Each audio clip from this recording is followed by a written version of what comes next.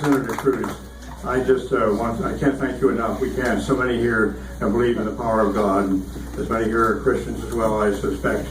But I think of the danger you brought out about bankruptcy. Moral bankruptcy concerns me even more than the other, although they're very close.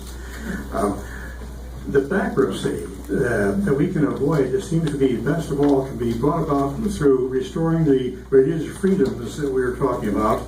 And particularly, I've talked to some other people about this over the years, the matter of the Ten Commandments. Yes. It used to be in all the public schools. Yep. It was something, it wasn't a Protestant thing, these were the basic laws coming from Moses. And now, I understand that there's been some litigation in some places, even in your own state, to try to restore those Ten Commandments to the classrooms. That would be of tremendous value when we realize that the FCC is allowing virtually anything to be broadcast on television today. They aren't showing the restraint they should, but the responsibility they should. So I wonder, would you have any ideas, any plans of what we could do to restore the basic Ten Commandments, like rebuild the moral values of this country? Well, thank you very much for that question. And you are right that religious liberty is fundamental. It is the very first liberty protected in the First Amendment of the Bill of Rights, and everything else is foundational to it.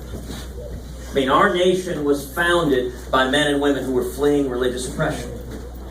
And we're coming to a land where every one of us could worship God according to the dictates of our own faith and our own conscience without government getting in the way. You look at the settlers who settled New England. They were coming here seeking that freedom of conscience and freedom of faith. And for 7 years we've seen a government at war with religious liberty. When it comes to the Ten Commandments, before I was in the Senate, I was the Solicitor General of Texas, which is the chief lawyer for the state in front of the U.S. Supreme Court. And in 5.5 years as SG in Texas, we led the country over and over again defending conservative values and winning nationally. One of the biggest cases of my tenure concerned the Ten Commandments. There was a monument erected on the state capitol grounds in Texas in 1961, a monument to the Ten Commandments. It came from the Fraternal Order of Eagles. And actually the story behind how the Eagles gave Ten Commandments monuments to state and local governments throughout the country.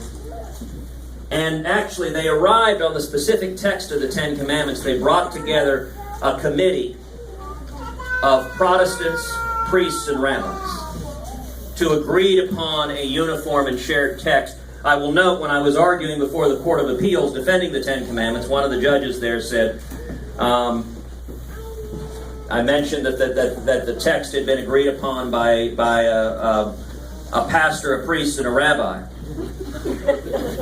And the judge says, that sounds like the opening of a joke.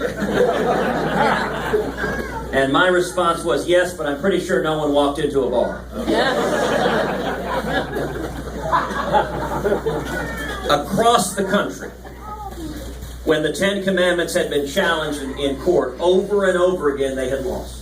That had been the pattern across the country repeatedly. We defended the Ten Commandments. We won in the district court. We won in the Court of Appeals. We took it to the U.S. Supreme Court, and we won 5-4, upholding the Ten Commandments on the state capitol grounds.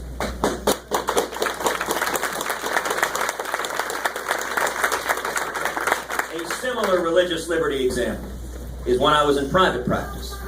I represented over 3 million veterans, pro bono for free, defending the Mojave Desert Veterans Memorial.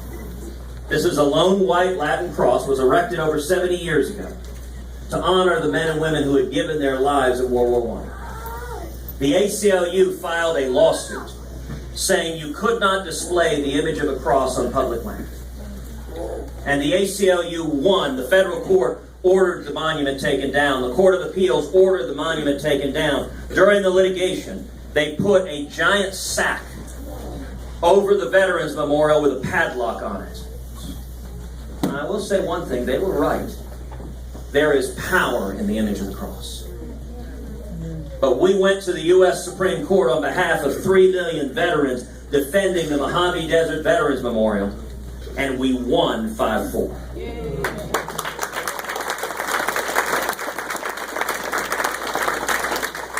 And let me suggest, when we're thinking about this election, you know, every candidate in the race is going to talk a good game. Every candidate in a Republican primary is going to say they're conservative.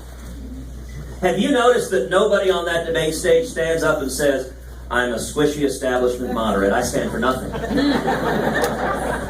They don't in fact say that. They all say they will stand up to Washington. They all say they will defend the Constitution. The question we ought to ask is, show me. When have you ever stood up and taken on Washington? Not just Democrats, but leaders of our own party. When have you ever stood up and defended religious liberty? If religious liberty matters to you, give me one instance in the entire course of your life where you stood and fought for the religious liberty of the people. And one of the reasons it matters so much is this Supreme Court is very, very much in the balance. We have right now an out-of-control activist court, but the next president's going to get 1, 2, 3, maybe 4 Supreme Court justices. If Hillary wins, we will have a 5-justice radical leftist majority in the court that will do damage to this country, the likes of which we have never seen. The Ten Commandments victory will be overturned, and the Ten Commandments will be taken down from public displays all over this country. The Mojave Desert Veterans Memorial case will be overturned, and we will see veterans memorials all throughout this country taken down. We are inches away from chisels coming out to take off the crosses and stars of David on the tombstones of our soldiers. Another victory when I was SG, we defended the Second Amendment right to keep and bear arms. Went to the Supreme Court, won 5-4. Under Hillary, we are 1 justice away from the court ruling. And by the way, the position of the dissenters was not that you could sometimes have some gun control laws.